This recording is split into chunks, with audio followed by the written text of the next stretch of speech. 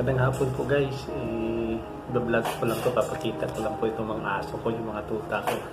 Yung mama niya ay si Yoshi, yung isang piso po. Nandito po, dito. Napakakulit po dito sa baba. Tingnan. Gustong umakyat kasi gusto ko kunin yung anak niya. Papakita ko lang po itong mga tuta po. 12 days old pa po. Papainumin ko po ito ng gamot kasi inuubo. Nadala ko na ito doon sa doktor. Sabi ng doktor papainuman daw ng antibiotic. Doon kasi. Doon ka. Papakita natin yung anak mo. Yun si Yoshi, yung 4 na anak niya. Sobrang kulit sobrang makulit.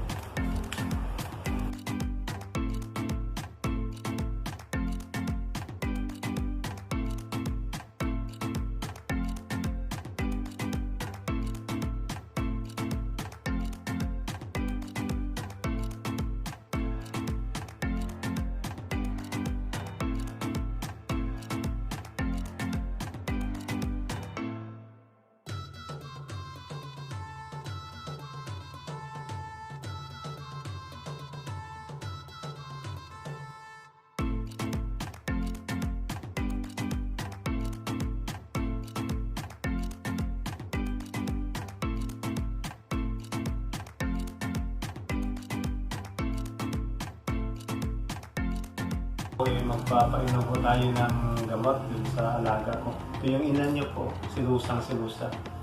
Magpapainom po tayo ng gamot kasi inuubo. Madaming sipon. Ang mga alaga ko po, tingnan niyo po daming mga ugot sipon.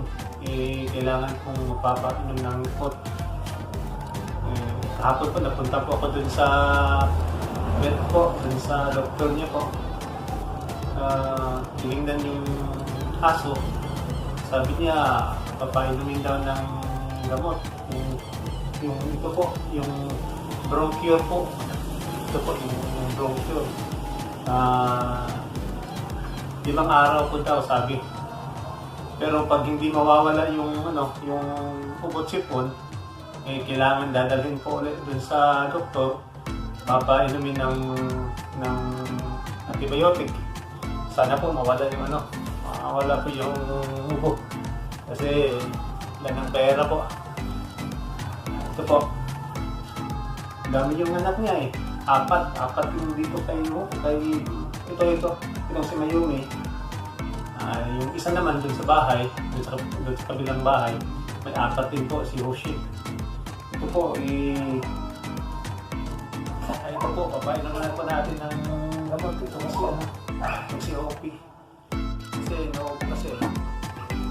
Sana mawawala yung gamot ng preto. Dahanin lang po natin.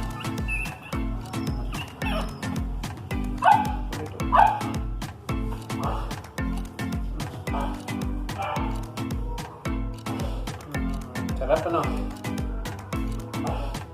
sarap. Ito pong breed nila po ito Shih Tzu po, yung ama niya, yung papa niya si Akero, Pomeranian po. 4 sa kanya, din 4 din po sa isa dun sa kabilang bahay. 4 din po yung anak kay Yoshi.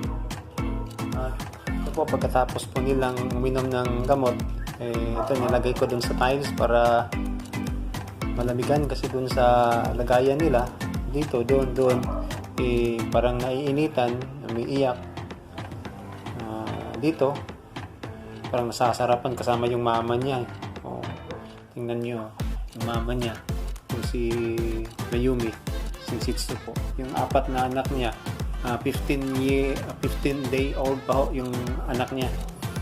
Yung isa 20 day old pa yung si Yoshi. Papakita ko mamaya. Pupuntahan ko mamaya.